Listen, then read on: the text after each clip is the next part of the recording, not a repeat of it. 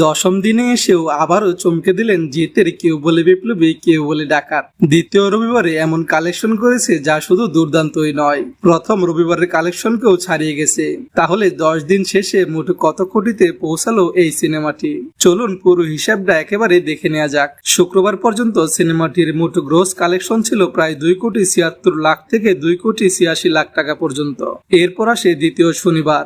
এই দিনে সিনেমাটি প্রায় 35 লাখ টাকা কালেকশন করে, ফলে মোট কালেকশন পৌঁছে যায় 3,11,00,000 টাকার ঘরে। কিন্তু আসল চমক আসে দ্বিতীয় রবিবারে।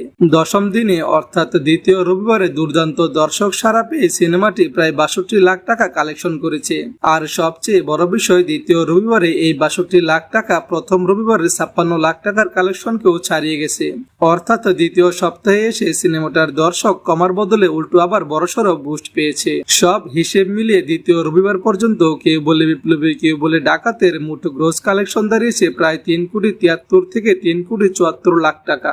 মানে আর মাত্র কিছুটা পথ, খুব দ্রুতই 4 কোটির ক্লাবে ঢুকে পড়তে চলেছে জিতের এই সিনেমাটি।